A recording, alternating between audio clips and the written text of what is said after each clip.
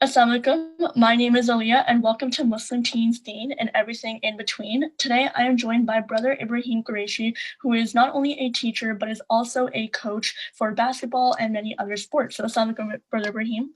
Alaikum salam, Sister Aliyah, and thank you for having me.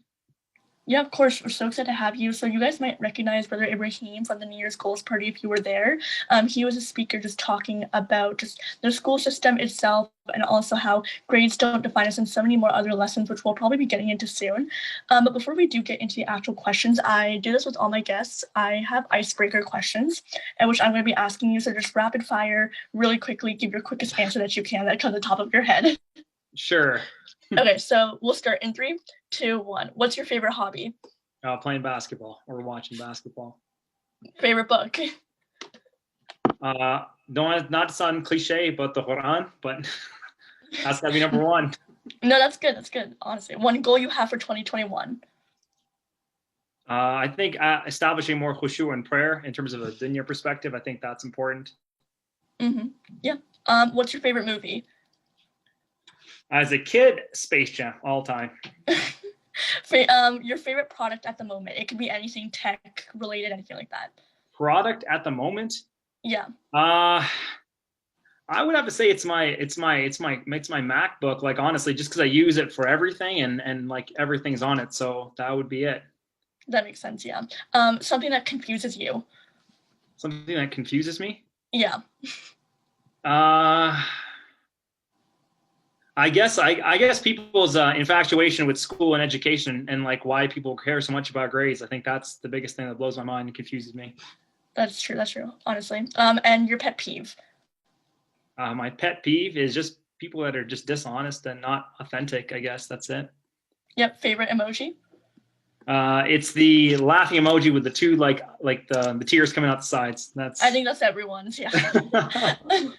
And then last one is, what's your favorite app? My favorite app? Yeah. Oh, like the one I probably like use the most in terms of personally is probably like social media wise is Instagram. Like that's probably the best one out there. Yeah, yeah, definitely is, honestly. Yeah, so those were all the rapid fire questions. You did really well, really quick with that. So that was really good. Yeah, so we're going to jump right into the questions. So the first one is, so you're a teacher, obviously, but how was your relationship with school growing up? Did you like it? As a kid, I loved school. Up until middle school, I thought school was awesome. I was in student council. I played school sports. I got to travel. Like I did all this fun stuff. So I loved it. I think in high school, my relationship was kind of like wonky in and out. But overall, I would think it was positive. Mm-hmm. What in high school made it like really wonky? Was there something that really like bothered you? Honestly, it's the same reason why every single child doesn't like school. It's you get told to go to school and get good grades, and when you can't get the outcome that's expected, a good grade, that adds stress, anxiety, and that's where the slew of problems all come from, right? Like a lot of kids might have social anxiety and challenges, but a lot of those social skills, unless they stem from an actual social challenge, are just due to the fact that maybe this child has not had interactions in school sports, community volunteerism, and parents haven't prioritized investing in giving your child a strong set of social skills that they've said, oh, you got to study. So those and this is just a very simplistic answer. There's so many reasons why social challenges exist in schools, but it's the same reasons. Like the focus was there, not being able to play basketball at one point because your grades are so bad and you got to go to tutoring and stuff because you're about to drop out of school and it took you 5 years to graduate high school, and that kind of stuff kind of derails you temporarily, switching schools and 3 schools and all that. And that's also a personal bad attitude and stuff. But it just every single kid doesn't want to do poorly in school or hate school. It's just because they come in with the wrong attitude and the wrong support from home or from somewhere, and that's where I think you get into a lot of challenges. Right, it has such a high expectation, like do well now or you're not going to do well later, and you're just going to basically not do well ever. It's just basically the point of school, and I think that's a very wrong answer to give. It's wrong in Canada. In other countries, it's true. I'm not going to deny that for maybe in another country, but in Canada, you can fail and struggle in school and still be successful because there's so many opportunities for you to learn later on in life. So it's not a be-all, end-all. We have a lot of opportunities in general. Alhamdulillah. That's so true. My second question is, what was your favorite subject in school? It can be high school, elementary school. That's a tough one for me. I I obviously love phys ed. Like that was my favorite thing. Yeah. Like, phys ed is why I love doing what I do. But I would say also like social studies and world issues based courses, just anything that I thought had a real world connection, I thought was a good course. But yeah, that So was not like math or anything, because a lot of high school math classes don't have a lot of real world connections, I guess. Yeah, and it's also because like if you're not good at math or you're not good at science, you're not going to like that subject. And I was failing math and science up until grade 12. So did you have a lot of people judging you and negative like judgments of you failing those certain classes? Absolutely. And I think the worst lack of support you'll get is from an ethnic minority or a religious community, because they do not understand the value of other things like extracurricular sports, volunteerism, and other tools that'll help you become successful in life. So if you don't, follow the format, it's kind of like frowned upon. And even going into teaching, let's be honest, like I went to teaching from Oakville and Mississauga in Ontario, where a lot of the community was like, why is this guy not going into anything else like business or law or medical science? Like, and I felt a brunt of it, even from my cousins and my own family. Like, our family doesn't do this. Why are you doing this? So it is, you got to step outside your comfort zone to do those things, saying this is what I'm going to do. So. Right. Yeah, that's true. And then the third question is, what was your journey like to become a teacher? Did you get a job as soon as you graduated from university? I was fortunate. Like I actually got my job while I was in university. Before we had started applying for jobs, I had 5 job offers. In fact, I had accepted a job offer, said no to them, and given that job offer to another friend by saying, hey, I have a good teacher for you, interview this guy. And I think I was like 23 at the time, and I had 5 offers in the bag. So, but it's because I wanted to go overseas, and I really spent a lot of time researching. And over like my breaks, I was like applying, and we're in March, and by January I had accepted my offer for next year. And in March, our university is doing resume, career workshops, how to get hired, how to apply. And I'm like, man, I don't need any of this stuff. Yeah, no, that's good. So honestly, that probably was like you're probably really proud of that achievement of just becoming like having your job right away, so not having to go through those extracurriculars that you had to go through, like resume building, things like that. Well, the thing is, I did, but I had to do it on my own. Like I didn't instead of having, going to a workshop for resume building, I'm on YouTube and Google, like looking at resumes, building my own and getting creative. So, you have to go through the hurdles. You can go now or you can go later, right? So it's up to you. You can learn at your own pace. That's the thing. And the next question I have for you is, how's the pandemic affected you and your job? As a teacher, I think like it's been a lot more challenging. A lot has shifted. Like, going online has been tough. I'm fortunate that I'm a little bit younger teacher on staff, but I think it's been harder for the older teachers. Having to teach physical education full-time last year online was tough. But honestly, like I'm not the type of person that gets fazed by challenges. Like I loved it. I was like technology lead in school. I created an entire physical education website. And because of my website, I was published in a journal for my research. I was offered jobs overseas for my teaching. So, I leveraged that as an opportunity to say, you know what, let's see what I can do with this and have some fun and be creative. So I loved it. I know it sounds negative, but I thought it was awesome for me. But did you notice like a lot of teachers taking the opposite approach as you and not making it as fun as they could have? It's not that they didn't want to, it's just that you don't know how to do it.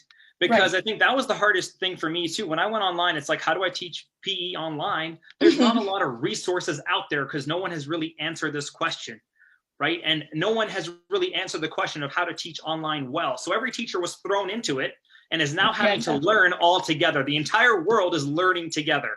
And that's the one thing I stress to my students is if you know how to learn, you can do anything in life. You can go to medical school, you can become a lawyer, you can become a 6-figure businessman, but if you don't know how to learn, then you will be unsuccessful. That's the skill you should take away from school. So for me, I think that's like, I just spent my entire break, because we had March break going into the pandemic, and I was just working on my site, Googling, researching, and other teachers were just like panicking and like, oh, I need to go to Costco and, get these groceries, like that pandemic. I turned the TV off and I said, you know what, I got to focus on what I need to get done. I can't let this noise affect me. And we all struggle with that. So if you can do that, it's easy in any field, I think.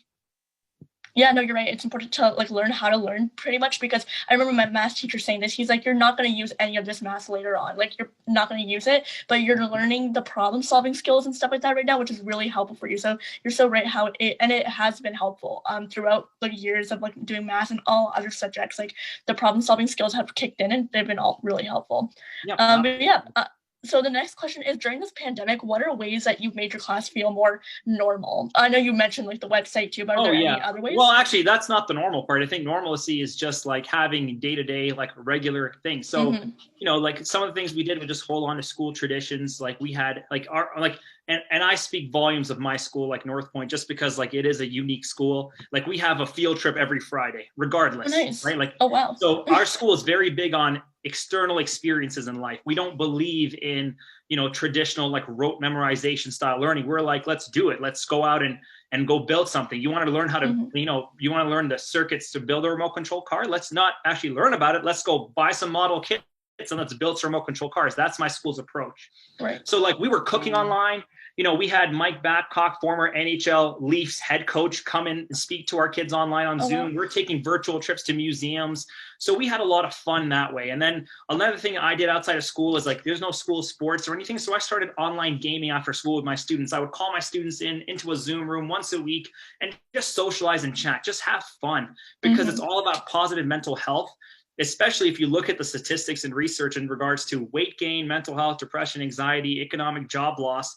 So for me as a teacher, it's how can I take all those factors out of your life and make you forget about it and make everything seem like it's running smoothly, right? That's the art. So, and that's all we did, man. We just had fun online, did cool lessons and cool experiences with the kids. We had HelloFresh send food kits home. So like the cooking stuff. So we did like a virtual escape room. Like we did fun stuff to make sure that it was engaging for our kids. And is that what drew you to the school that you work at right now, is the way that they teach in their system? Absolutely. That's one of the main reasons I refuse to leave and why I've actually moved here out of my way. Like I was in a good place in my old school, but you know, there were some challenges and limitations. I think with schools, what you'll find is there's a lot of bureaucracy and administrative challenges, versus my school right now gave me the green light saying, you do what you need to do. We trust you. We only hire people we trust. And that's why you're here. So you do whatever you have to do. So just getting that green light is a very rare opportunity for most teachers. I think I've been offered a few jobs in the Islamic schools here and stuff. And I said, no, you know, I'm sorry. Like you can salary match, pension benefits, pay me more. And I wouldn't do it, just because I know that if I go into that system, just the bureaucracy and management, like I've been on the Masjid board of directors for 2 years before in Calgary. So I kind of see the workings, unfortunately. And it's like, you know, that's not for me. I want to be in a school where I need to believe everyone from the top. And if I believe in the people on the top, then everything's going to run smooth. And I have a great relationship with the owners of the school, the board, and it's awesome. So I wouldn't have had that in other schools. And that's why I feel like it's important for me to stay. Yeah. No, that is important to like trust the people that are also on the top, because in the long run, they're the ones that are making the big decisions. So if you trust the people at the top, you feel more secure, I guess, at your job, and you also feel better at the job that you're at, and you feel like you feel more fulfilled at the job that you have. Yeah, so, and the people at the top have to trust you. If they don't trust you and you know the trust isn't there, then it's we're not going to be able to be successful, because we have different belief systems and visions and life. Yeah, of course. So, yeah. And then they would butt heads. Yeah, that would make sense. Yeah, so yeah, the next question is, what is a common struggle that you see like your kids, it could be, or just any kids in general, facing in school? I think what it is just being flexible. Being flexible and understanding failure is normal. I think that's a universal problem with kids and parents. You know, if a child fails a test, it's like the end of the world. Yeah. Not. Who gives, you know, who cares if you failed grade 12? Guess what? You can do it again. And I know that because I failed grade 12 and then I did it again.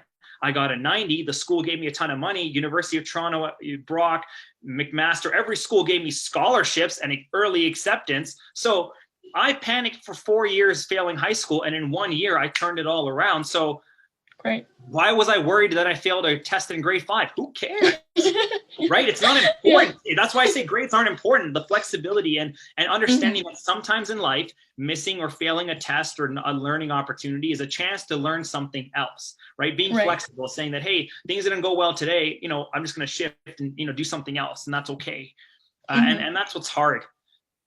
No, for that's a so lot of true. kids. Yeah. And I don't mean this, I mean all kids. Like, I mean, Yeah. like North American, Canadian, I think it's universal. Being flexible and hardworking and learning from failure is probably the biggest key that you can learn. It is. Like, I think it took me like so much time to finally realize that if I get like this 2% off what I wanted, it's not that the end of the world. Like, I remember I was like in grade 6 and I didn't do that well in my math class. It was like 2 small things. And I learned from that experience, but then at the same time, I was also like I took it very much as a failure and very close to my heart, I guess you can say. Like, I took it as a something that I shouldn't be doing and things like that. But really, it turned things completely around for me, and it taught me ways that I can be helping myself improve on something. So like, I'm so grateful for that. How much, not and this is an honest question for you. How much of the stuff you learned in grade 6 do you remember and use today, percentage wise? If you had to quantify it, how much would you think?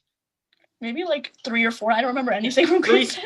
3 or 4, because the reality, everything you learn, especially from grade 3 to grade 8, is repeated again. Multiplication, addition, subtraction, integers. It's all repeated. So if you fail or fall behind in grade 3, 4, you can still catch up by grade 8. Exactly. And it's crazy logic that parents sometimes don't understand. And it's like, I always tell them, I'm like, if your kid's behind, who cares? Like, you can easily catch up. Like, do you and that's what blows my mind. And how much of that we use in real life? Nothing. My grades in high school, my grade 12 grades to get into university were only important to get into university. They had no value outside of that. Right. And once I got into university, who cares? I don't need those grades. That chapter is closed. See you later, grade 12. Like, done. Yeah, I remember my sister was telling me, it was like a class she was in, and she was like, okay, now forget everything that you learned in grade 12, because it's true. It's all just for entry wise, but in the long run, it doesn't like dictate how smart you are or something like that. So like, that's just interesting how it's built that way, where we think that in our grade 3 math test or grade 3 English test, whatever, is gonna have so much weight on us, but really it has like almost no weight on us at all. The only value is the value attributed by ourselves in society. When we as parents care that this grade is the most important thing, that's a problem. Like, when I'm willing to let my kid sacrifice religion because, like, you can pray late, or you can do this, or you can do that because, you should get that 90, go to this tutoring thing, or, I don't care if I had a conversation with a Muslim brother who said, I don't care. I'll take an interest-based loan in riba, and I don't really care. I know the end is worth it. I will do that for the sake of becoming a doctor. And I'm like, man, like, you're going to go to war with Allah for, some glory and some money in the akhirah. Like, I understand it's a noble profession, but I'm like, there's got to be another way to do that. Yeah. And you got to be creative. And that's where it's like, well, you tell me the solution. I'm like, well, we can figure one out, but it's like, that's not the answer. And I think that's what the problem is. Like, a lot of times we will sell out, or, I see kids in class all the time comparing grades, and I'm like, who cares, man? Like, I couldn't care less if you do better than me. Hey, good for you, man. See you later. Like, your value means nothing on my value. Like, that's the thing that we have to remember. Yeah, we do. And another question is, so I know you mentioned in your schools party that you've taught from all different ranges of grades. So how do you adapt to the changes of changing the grade in your class that you have to change every year? Well, like, some of it's like choice change, like, and a lot of it's like, like, the thing is, my principal even asked me last year, like, Qureshi, what do you want to teach? And like, I always give them the same answer. I'm like, I am the most flexible guy out here. I'll teach anything. I'm like, you find out what they want to teach, and I'll go teach the class that no one wants. I remember one year, no one wanted to teach, math for middle school, grade 7 and 8 in this middle school I was at, because it was like the harder math. I said, you know what, whatever, I'll do it. And I'll learn it. I'll teach it. And same thing with robotics and programming. Like, I became an IT leader in my school, not because like I was really good at tech. No, it's because when they offered robotics, programming, and coding, they're like, who can teach this? And everyone said, I can't. And I said, whatever, I'll do it. So I bought all these books over the summer. I'm learning JavaScript, Python, everything, reading and learning. I'm like, all right, I can do this. This is not hard. Right. But it's like, I know I can learn. So it's like, whatever, I can do it. I have that much confidence. It's just yes theory. That's the thing I've subscribed to in life. I just say yes to almost everything. And that's the same thing, like how I started coaching. And, I coached national level athletes in the Middle East and was coaching the national team in Saudi Arabia, working with younger kids who are literally at U15, U17, training for the Olympics and competing in Turkey and Egypt and all these other countries. How did I get to that stage? Easy. Because when I was in university, my buddy Mike comes to me and says, hey, do you want to try fencing? Sure, why not? Let's go try fencing. I tried it for fun. The university coach said, hey, if you stay for 6 months, you can be on the team. Whatever, I'll do it. I got nothing better to do with my free time. I might as well tick this box as well, that I was an athlete. I made the team, I made OUAs, whatever. I got to go to the provincial levels and compete there. Then I go to Saudi Arabia and get this teaching job. And then they asked, they had a fencing program set up with a national team. And they're like, you know, if any teachers want to help out, they can. They're like, wait, Qureshi, this is like 300 staff, by the way. Oh, didn't wow. you fence back in the day? I'm like, yeah, I did. Why don't you help out with the program? Okay. And here I am, all because one day in 2012 or 2011, I just said yes to my buddy Mike saying, do you want to try fencing? Because my thing is try everything, whatever. If it's halal and it's Islamic and there's no issues with your religion, go for it. You don't know what that experience will be. The same way I got my first job as an athletic director, which I am right now at my school, and I have been for 4 years, under 30, working in an administrative role. That's unheard of. It takes 5 years of supply teaching to become a full-time teacher in Niagara Falls. In the DSPN, you have to supply teach for 5 years. Guess what? In 4 years, in 3 years, I was on an admin level in the independent system because literally I played basketball and volleyball with one guy in Niagara Falls, and we were good buddies. I used to hang out all the time. I'm at his wedding. He says, hey, I got a job for you. Do you want it? I said, sure, no worries, man. He's like, you know what? He's like, and he basically, I said to him, like, look, man, I'm in a good place right now. Maybe when you become VP or principal, you give me a shout. He gave me a call and said, hey, I'm VP. Come to my school. Boom, there you are. This is the guy just hung out with. We chilled. We had fun. We played volleyball. We played on volleyball teams together, basketball, and all these other sports. And he just gives me a call and saying, hey, I got a job for you. You want to be the athletic director? I'm like, man, I've never done it before. Don't worry. Just say yes. Okay, no problems. I'll say yes. And I literally learned 1 year how to do the job. I was the youngest guy going to these meetings. And even last year, like in the province, all the schools' athletic heads were sitting down and talking about creating a physical education plan. I'm sitting in meetings with the Ministry of Education, Ministry of Health, like all these, and I'm like 29, 30, and I'm looking around the Zoom room and I'm like, man, I'm the youngest guy here. But it's all because, you know, you socialize and build networks with the right people, and you show them that you're valuable and worth their time. Right. You know, they'll give you that trust. And now I'm 4 years in an admin position, and it's like, man, like this is like, why would I like, and it all because I said yes to some dude saying, hey, you don't play my volleyball team or you don't play basketball with me. Sure, man, why not? Yeah, like that's so true. And I think like I heard this recently. It's like a lie that we say is that we're too busy, but we really aren't. Like we'll make time for something else. It's just our priorities that we have, and it shows that you have the priorities to try something new. And if you have the priority to learn and try something new, then you will start seeing the results of this. And it's actually so cool how like one little thing for you just built up into so many things and built to where you are today. Every single thing that I've gotten to, I always say like it's from Allah. For starters, straight up from Allah's dua and prayers. But everything I've been able to do is just by saying yes. A guy asked me like, hey, do you want to start a basketball league together? Yeah, sure. Let's do it. Why not? Now we are like 4 or 5 seasons later, you know, we've hired staff, hired referees. It's blown up. I have almost like, you know, in less than a year, we went on Instagram with 0 followers up to 500 people. Like we got it. Like we have like 3 or 4, we have 6 or 7 divisions over like, you know, 400, 500 athletes have come through the program in 2 years just by, you know, a conversation with a guy saying, hey, man, you want to run a basketball league?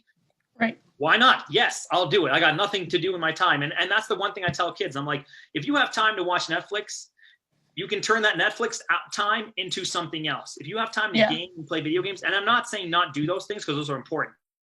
I'm a big believer that playing video games, watching Netflix, hanging out with friends and socializing are important.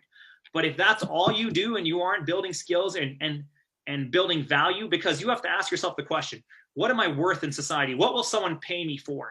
And that could be plumbing. It could be electrical work. It could be a doctor, engineer. Like, you know, there's a wide scope of things, but you have to be worth something of value in society. Unfortunately, in Islam, that's beautiful because the only thing that matters is our taqwa and our manners and our conduct. But unfortunately, and I say this with the utmost respect, most of us will sell out our moral values for the sake of money or worldly success. And when I went into teaching too, it was this battle I had. I had a 90+ average in high school, and I could apply like to pretty much a wide range of programs. I had math, I had English. The only thing I was missing was like a few science courses, so I couldn't apply to those courses, obviously. But anything else I wanted to do, 90+, like I can go into accounting, I can go into business, I can do whatever. And I had this conversation of should I go into teaching or should I go into business? And I had this conversation with my parents, and my mom was a big supporter of this. You know, what is the most halal profession that's going to have the best impact on my akhirah? And that was the decision I made. And, you know, and I said, hey, as a teacher, you know, it's a very halal profession. I work with innocent kids. If I go into law, you know, I don't know what kind of clients I have to represent, what kind of challenges. I have a friend who's an accountant, and he actually left his accounting job. He worked at MNP and worked at Deloitte. He's a very good practicing brother, but he said, when I got my certification to be an accountant, my CPA, he said, we're at this place and everyone's drinking, and they have this thing as they put alcohol in this cup, like this little, like this, I want to say this like big cup, like a Stanley cup, so I think you have to drink from that. And they're like, oh, no worries, man. We'll just put non-alcoholic drink. We'll clean it out for you. But you know what? You're in an environment where those are the people you have to hang out with. And same thing in business. Like, you think business, like in terms of business meetings, like where are they happening? They're not happening in boardrooms. They're happening at the bar. They're happening outside. They're happening in all these haram places. And either, you know, some Muslim people that I know will put themselves in situations where like, you know what, forget this. I want that promotion at work. I'm doing this. You know, at the end, I'll ask for forgiveness, but you're not guaranteed time. So I had the same conversation in high school. It's like, I go into business and accounting and stuff, but it's like, what if I'm dealing with a company where they're only investing in riba and interest and all that finance, and I'm stuck doing that, and I need an income and I need a job. I got to pay bills. Am I going to sell myself out for the sake of temporary gain, or do I want something better? And that was the decision I made in grade 12. I was like, you know what? No, forget this. I'm going to become a teacher. I feel like for me, and I'm not saying this is for everyone. Wallahi, like everyone knows their own situation, their own level of religion and stuff. But, you know, don't sell yourself out for worldly gain. That's it. Because like, there's a lot of halal professions that are noble and respectful that we need. But like, if you tell someone that you're picking up garbage, they will judge you. And that is a reflection on them, not on you. Astaghfirullah. Do you know what I mean? Like, and that's the crazy part, because we attribute value to people based on social standing, class, all that other stuff. I remember like, you know, like going through like getting married and stuff at the time. Everyone's like, man, like your brother's in engineering, you're in this. Like, what? Like, I was like, you block out all that noise, man. Like and now it's so different because subhanAllah, like and no one sees the part to get to where you need to be. Because as soon as you get there, it's like, man, it's just so easy. No, it wasn't. It was terrible. It was annoying. It was frustrating, but. Yeah. Yeah, and mashallah, you had at such a young age the priority of not selling your deen for the worldly life. What, I guess, led you to that stage in life? Because I feel like not a lot of people have that priority and mindset. And my mom was super practicing, tried to keep us on the deen. Like, one of the reasons my brother went into engineering instead of accounting is the same reason. Like, we sat down to a pros and cons list of like, which career is more halal for you based on your math and science skills. Straight up, that was the decision we made. So now he's in Waterloo Engineering, mashallah, not because he's a natural engineer or wants to be an engineer. He's good at it because he's good at math and science and all that stuff. And he's doing well, mashallah, Allah has given him success. But he would have been, in my opinion, he would have been an amazing accountant because his math is like, is mint. It's prime. Yeah, mashallah. And the same thing with my brother, like my other brother, he dropped out of school. He dropped out of engineering to become a police officer. Why? Because he's super athletic, loves working out. Like, that's his jam. Like, and when he did that, everyone's like, man, what's wrong with you? But it's like, well, if it's a halal profession, there's nothing wrong with it. Do it. My mom and dad wouldn't let us work like part-time jobs as kids. Like, we wouldn't be allowed to work at Tim Hortons and Burger King because my mom would be like, oh, don't serve haram food to people. Find a different job. I'm like, Mom, I'm 16, 17. I can't get a job, man. What do you want me to do? And she was a little bit, but alhamdulillah, she taught us the value of like never settling, you know, and working hard. Like, as a Muslim, you're going to have twice as many challenges. Even right now, to invest, there are so many haram ways to invest and get ahead financially that people will be like, oh, I'm doing this. And I'm like, well, that's interest-based, or this is that based. I'm like, you haven't thought about that. But there comes a time where people lose that. And as a kid, you're still very innocent and will listen to your parents. But over time, as you get older, man, like, you lose a lot of that. Yeah, that's true. And then even later on, like what you said with the investing stuff, later on, it can bite you in the back, basically. And it may seem, Yeah, like I look at people all the time, like, you know, there's sheikhs and stuff that just straight up go to TD, get an interest-based loan, get a house right there. And it's like, man, you don't even float the idea of anything else. It's like, nope, you're just going to jump right in. And it's like, you know, that's your life. And I have no judgment because, you know, there's no compulsion of religion and there's no, you know, who am I to judge? I'm not master of the J of judgment, subhanAllah. So I have no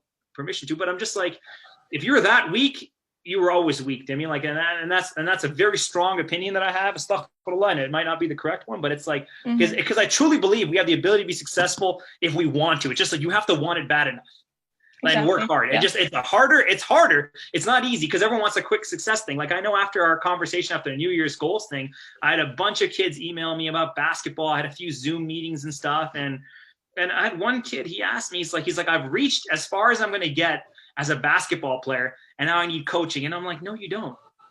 I'm like, you're in grade 8 or grade 7 and you haven't even played high school basketball. No, you don't need to pay anyone. Like there's free knowledge out there on YouTube. You need time and effort. You just have to wake up every single day and work hard, and you can be as successful as you want to be. You have physical limitations, genetics and height and all stuff, and that makes a difference. But in terms of your hard work to make high school basketball, like that's all an effort, man, an attitude. Like you have not reached that stage where you need to pay someone a lot of money to play basketball. I'm like, no, don't do that. That's Yeah. And this is the last question I also ask all the guests. But if you could give one piece of advice to a Muslim child or youth that is aspiring to go into the education field, so that could be like principal, teacher, in the director board, anything like that, what would that be? Be patient. Unfortunately, Canada is a very competitive teaching environment. It might change based on things, but right now, at least when I was there in Ontario, it's a 5-year supply teaching. And it's funny because like even me, when a supply teacher came in, I was like, oh, like free period. Like this is a write-off. Who cares? But I didn't realize that person is spending 5 years to hustle to get a full-time contract. So especially if you're going to go on the public board and those kind of boards, like you have to be patient. It is competitive. It takes 6 years to become a teacher in Canada. So in 6 years, you can have an MBA. You could be in law school. So you really have to want to be a teacher. And my biggest advice to you is the only way you're going to know that is if you start volunteering at a very early age. Like I worked with learning disabilities at Niagara. I'm still managing. It's funny because I went on this Facebook group and I'm like, oh, wow, I'm still the admin for this group for over like 10 years. Like I didn't even know that. But I used to be I was on one of their boards. I was in a multitude of programs. I volunteered in high school coaching basketball. So like, that kind of gives you a perspective saying, am I good at this? Do I have the skills? Do I enjoy this? Would I do this 40 hours a week for the rest of my life? Because when you pick a profession, you are picking the next thing you're going to be doing most of your time. Yep. And if you hate high school physics and you have struggled and tutored to become an engineer, what makes you think for the next 20 years you're going to love it and say, oh, physics is awesome, I love it, and you were crying through high school to become an engineer? It's like, man, think about it. Like, and I don't say settle for jobs either. Like, and that's the thing. Like, it takes 6 years, so think about it. And I think we do need good Muslim teachers. We obviously need Muslims in every field. We need Muslims that are picking up trash as much as we need Muslims that are performing heart surgery. We need Muslims in every single field to be successful. So, if you want to be a teacher, go for it, man. It's awesome. I love it. I play high school basketball. I play teacher-student basketball games. I get to coach sports. Like, it's a dream, man, and I love doing what I do because, and I always say this as a joke because, like, I get paid to play basketball. I get paid to play volleyball. Why? Because when I'm playing school sports or playing with my kids, I'm on the clock getting paid to play a sport or to coach a sport. That's a dream. Like, that's awesome. Yeah. And I wanted to do that. I'm like, well, here I am, like, doing fun stuff. That's amazing. So for me, I love it. But if it's not your thing, it's not your thing. And like every job, there are challenges and ups and downs. You have to be patient. You're not going to come in and slam dunk a full-time contract right away, and you're not going to get promoted. There's going to be a lot of challenges. To get to a VP admin does take a lot of time, and it's a lot of work. So if that's something you want to do, go for it. You're going to need a master. So it's going to be 6 years plus a master. So that's about 7 or 8 years of school minimum to be an administrator. In 7 and 8 years, you could be a lawyer. You could potentially be at the end of becoming a doctor. So like I said, you have to want to do this. In other parts of the world, it's a lot easier. Like in the States, they're very high in demand. They need teachers, but in the States, you can get paid and almost nothing to somewhat of a very decent job. And the United Kingdom struggles with teacher retention. And usually, people quit teaching within the first 5 years because that's a make or break litmus test. And then the final thing I would just say is, like I said, like it's school, it's a lot of debt, it's a lot of money. So really you have to want it. So Yeah, no, that's really good advice. Like just having, you need to want it, and using the years that you have in high school, and using the time that you have just to try everything out and saying yes to so many things will help you out so much. And that really just comes full circle. Yeah. And that's the thing, like, and the only advice I would give to other kids working in and you can take as long as you need to get your career. I've seen people that struggled in high school, went to college, then went to McMaster for engineering. They just took a different route to get to there. Same result. Right. And, people fly through school and then what? Like, do you mean? Like, I had a friend who went into business, and now at the age of 30, he's getting his teaching degree. And I'm like, you could have just done this with me when we were in high school together, and we would have been at the same place at 23 or 24, and you are now 7 years behind. And that's the thing, like in high school too, like people do that with every field, like medical, like they think they want to be a doctor, but then they realize afterwards, like, oh man, this wasn't for me. And now you spend 40 grand and especially if you go to the Caribbean and stuff, then learn like that's over 100 grand that you've spent and said, oh, I don't want to do this anymore. I'm like, man, I would rather learn early. So take as many experiences as you can in high school. If you're not volunteering, not in clubs, you're not playing sports, you're not doing anything outside, do something. Yeah. Be useful, learn skills, like, be value added is our big motto at my school. So. Yeah, well, Jazakallah khair, Brother Ibrahim. Like, this is just such a helpful tips that you gave us today about school and just not taking too much pressure, but also involving yourself for fun and really just learning along the way is just such a great, important advice for us. So Jazakallah khair so much for joining us, and Jazakallah khair for those who are watching at home. We hope to see you inshallah next week at Thursday's next roundtable, and inshallah we'll see you soon. Assalamu alaikum. Wa iyyakum wa assalam wa rahmatullahi wa barakatuh.